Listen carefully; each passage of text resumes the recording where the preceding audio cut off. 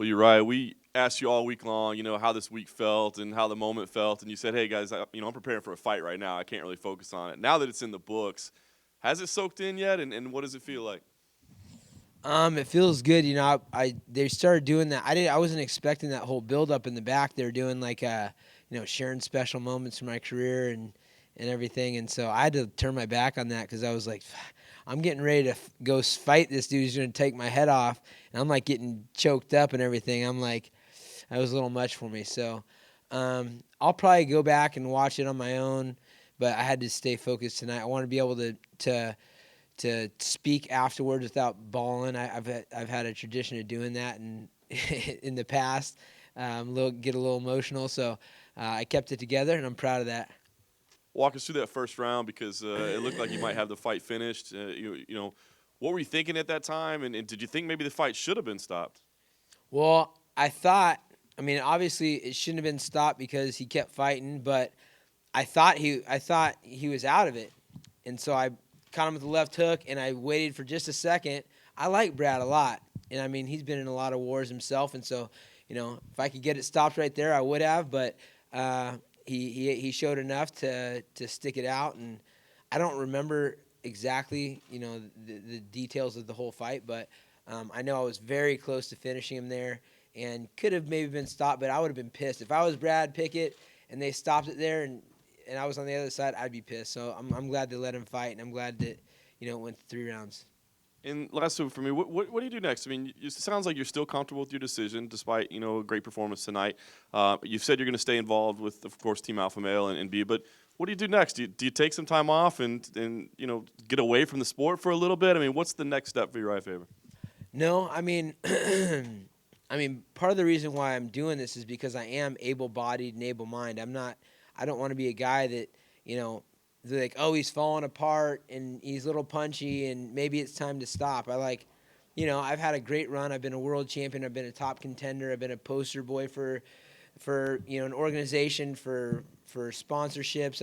I've been able to do a lot, and I do have a lot on my plate, and it's also a tough way to make a living. I'm getting in there every day and grinding. And this is my fourth fight this year, and no matter how you skin it, if you're in a camp, you have to make that your main focus. And I have a lot of things that I want to focus on. So if I don't draw a line and say I'm going to stop here, I'll keep going, and I'll keep going, and I'll keep going because it's a great mate. There's great margins in the fight game. It's a great experience. It's fun, even though it's difficult.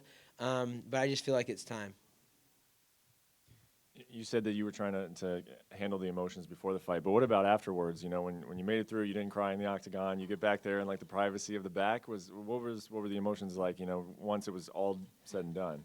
Well, unfortunately, I didn't have a chance to really enjoy that either because for the first time in my life, after a workout, I've thrown up. So I threw up like 5 times, and I mean, that was a first. That was also the first time that Big John McCarthy was a referee for me, and I've been a fan of his since high school, which is kind of weird. So a couple of firsts tonight. First retirement fight, first John McCarthy fight, first time throwing up a bunch. And we know that you've said that you're going to move on to big things, and you've got options out in front of you.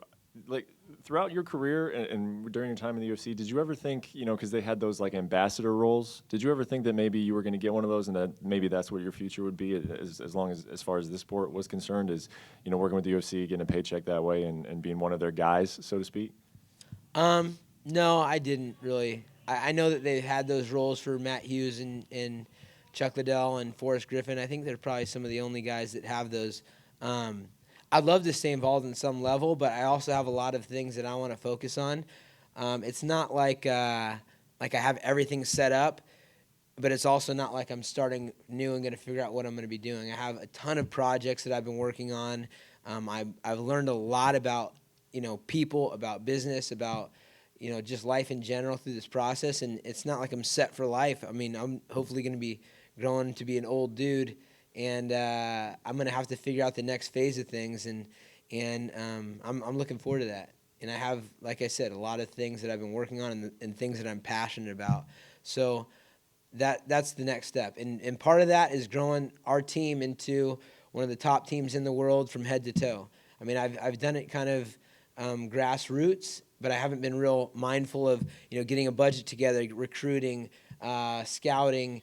There's a lot of things that I can do to grow this team. And I mean, the coaching staff that we have is unbelievable right now. We've got, such a great staff. I feel like, we have 5 black belts in the room on a daily basis, each working with individual fighters. And we've got Justin Buckles at the, running amazing pro practices and kind of coordinating people's schedules. And we've got Coach Joey, and we've got, Chris Holdworth and Danny Castillo and Lance Palmer. I mean, we've got such a rich group of guys that are homegrown and love the program and are doing it for the right reasons.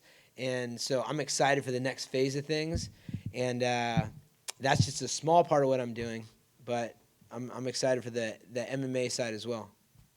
Urijah, how involved are you with getting Cody prepared for less than 2 weeks now for Cruz? Well, we've been sparring partners a bunch, and that's a tough guy to be a sparring partner with. It gets heated in the room on occasion. Cody's a very skilled guy. We've had guys in the room who come with bad intentions, but he's just got a skill set that's dangerous. So I've been a main training partner for him. I've also been somebody that's helped to work on his mindset and the kind of the mental game for him, on top of giving some of my input and just a cheerleader. He's got an incredible story. I mean, his story is really a motivating story, and he's a very gifted athlete. He's a very special individual in a bunch of different ways, and so I'm there. I'm a part of it, but we've got a coaching staff that's been on him, just focused on just him. With your experience against Cruz, are you going to be in the corner at all? How really involved in details are you going to be as the sparring partner? I'll be there with him the week of the fight. I won't be in the corner. Obviously, I was preparing for myself, in this fight, and he's had all hands on deck, and he's got a great group of guys that are going to be cornering him. But I'll be there with him for whatever he needs. But the hay's in the barn for that guy. Do you have a reaction when Dominick talks about Cody in a disparaging way? I don't ever listen to Dominick, so I don't know. People ask me about that kind of stuff, and Dom's fine. We've got a nice working relationship. I mean, a working relationship in our profession is beating the crap out of each other and talking crap. But it doesn't matter. He's just fueling the fire for Cody, and trust me, Cody, he, as much as he doesn't like whatever he's saying, it's just motivating him, and it's going to be an amazing fight. So I haven't heard what he said. Another question I had was whether or not the drama that was surrounding your team not too long ago with the head coaches and stuff like that, did that influence your timeline at all? Did that make you think I need to be more of kind of a management presence with the team and less of a fighter, less about myself and more about the team? No, it did make me be a little bit, look from the outside and be like, okay, what's going on? I mean, what happened there is I gave somebody a great opportunity that was in a hard spot, and he made it about himself. And I mean, I'm not going to mention the guy's name, but it was a hard time. It was like we went through a divorce of our team, and our team's always been so close knit, and picked off a couple of our guys, and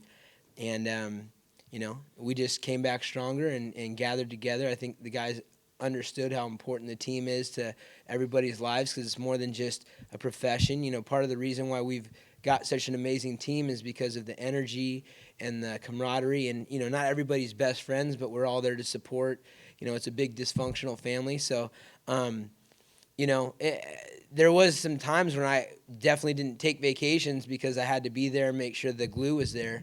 But at the end of the day, the smartest decision anybody on our team did was just to stick around and know how special it is. And so what does this look like for you now? Are you going to be that guy who's the head coach? I mean, you say you have these other interests, and I know I saw especially you're fixing up a house. I mean, does this mean like you're going to be the manager and you're going to do real estate? I mean, you don't sound so hot on working for the UFC. What does it look like? Well, I'm all about making some cash. So, I mean, we'll see if the UFC has some cash opportunity. Not that I've heard of, but, I would say for me, I'm an entrepreneur. I really am through and through. And I've got a lot of different projects. I've got a Vibe Health Bar, which we're, working on our third location here locally in Sacramento. We just started shipping juice nationally. I've got a clothing line. I'm part of Purist Labs, a supplement company. I've got a construction company. We're building our new gym, which is a 20,000 square foot facility. And our team lives out of there. It's also a real estate play. We've got some, I've got a bunch of cool stuff that I'm doing. I've got a show that I'm pitching with Always Sunny in Philadelphia guys, and we're working with FX to develop that. It's a great concept, and hopefully it comes through. And I've got a lot of things that I'll be doing, and I'll be in the gym every day. That's what I do. I'll be here to mentor the group, but we have an amazing staff right now. Like the way our program is being run is awesome with all the guys in place, from the folks that have been there, like Fabio Prado's been with me for the last 9 years. Every single fight he's been in my corner. And Justin Buckles has been a product of our team. He's somebody that, was one of the first guys from our team to be in the UFC and has grown up in our program. And Danny Castillo and Lance Palmer and all these guys. We've got all these contributing factors. So I don't necessarily see myself coming in and running everything, but we have all these moving pieces that are helping with different fighters. Like tonight, we had 4 guys fight. We had a different coaching crew with each group. And we're lucky to leave the ego at the door and let everyone help out. So I'm going to be doing a lot of stuff. I see myself more as over the course of time, not being a head coach necessarily, but just growing the team on a bunch of different levels. A lot of tributes are coming in for you today. How you very much elevated the sport, how you really made Sacramento a spotlight as part of the sport, and even one of your teammates said, you made short guys cool again. How would you look back on how... I'm not short, first off. How Just would you joking. look back on how much the UFC has evolved since you started?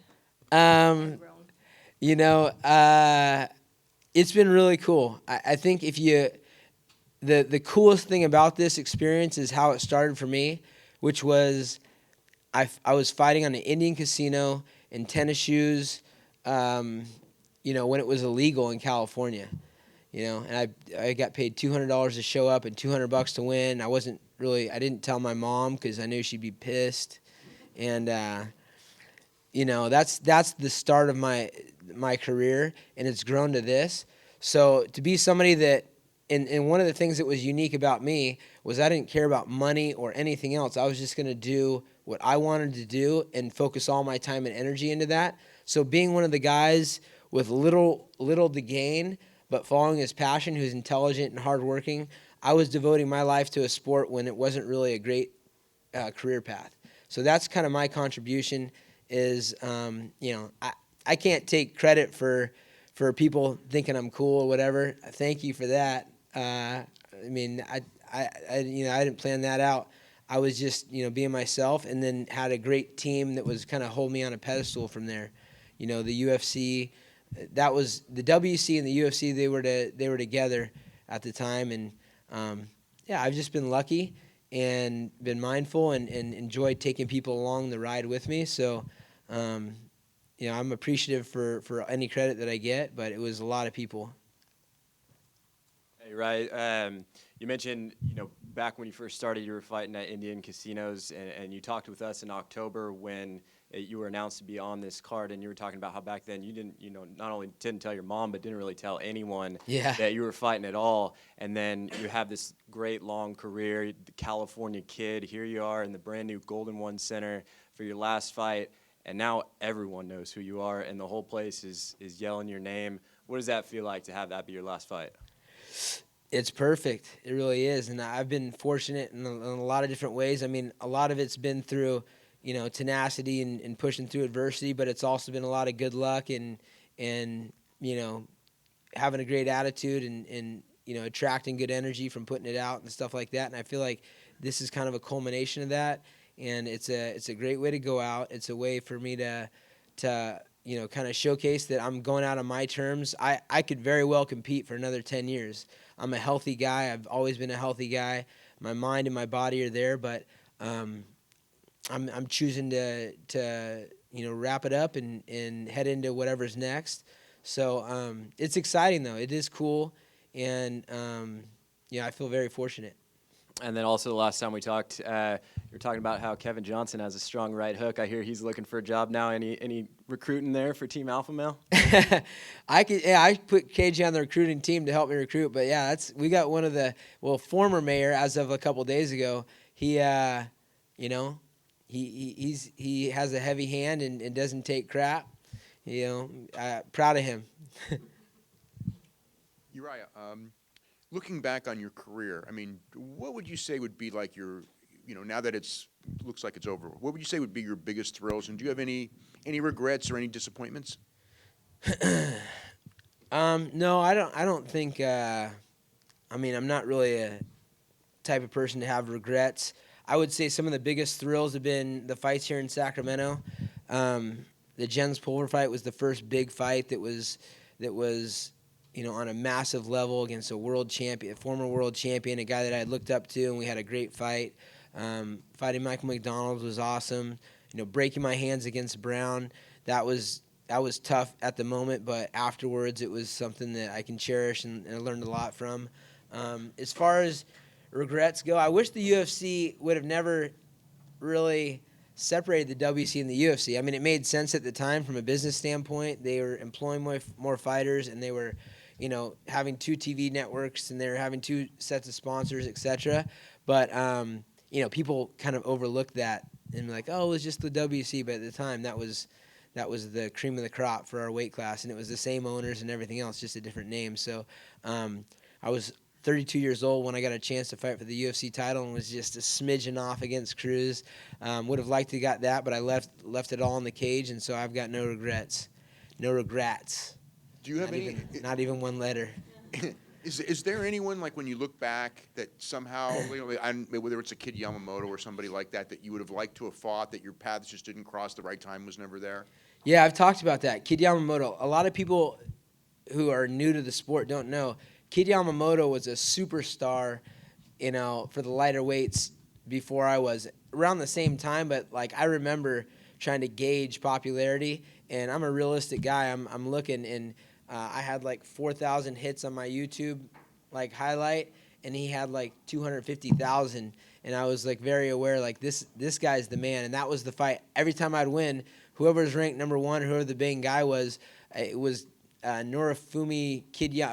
There's Pequeño Nogueira was one. There's Kid Yamamoto. There's the time Gilbert Melendez. These guys were all ranked. So these are the guys I was calling out from the get-go because I had limited internet knowledge, and I had found a ranking system, and they had kept having guys ranked above me, so I just was calling them out. But Kid would have been a good one, and I would have liked to redo those fights with Brown. One, I did a jumping back elbow and got clotheslined by a heavy right hand, and the other one I broke my hand in the first and dislocated my thumb in the third. And not to take away from him, he's an amazing fighter, but that would have been nice to get a good day on him. Now, also in your career, from essentially the starting point to now, what have you noticed as far as the change in the fighters? As far as obviously in your weight class, there's more depth. The fighters are better. They started younger. But when you fight and when you kind of gauge the growth in the sport, how do you kind of look back at, the evolution of the sport in your weight division for the last 10, 15 years? From when I first started in the sport, I would say, and this goes for wrestling, it goes for boxing, it goes for anything else. The one thing that has not changed is the toughest guy who works the hardest is most likely going to win, and as long as they're training intelligently. So, you look back at guys and be like, oh, well, now there's, Sage Northcutt, he can do a spinning karate kick or whatever the deal is. The guys that have the grit, the tenacity, that doesn't change at all. Those are the fighters that are going to make the impact. But the sport is changing in that folks are getting more well-rounded. You're getting to see guys like Pettis who have been able to incorporate a strong jiu-jitsu game with a wrestling game with these crazy kicks and acrobatic, style things that are happening. But it all comes back down to heart, will, and tenacity, and that will never change. Thank you. And last one over here.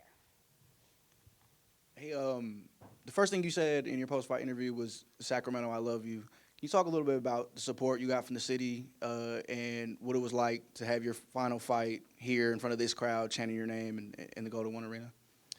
Yeah, Sacramento is a really cool spot. I'm from California in general. I was born in Santa Barbara, raised in Sacramento, and have love for the whole state. I've got great people up on the northern coast and like I said, Santa Barbara. My family's all down there, but Sacramento is where I grew up. This is a place that I've represented, and I've talked about it before.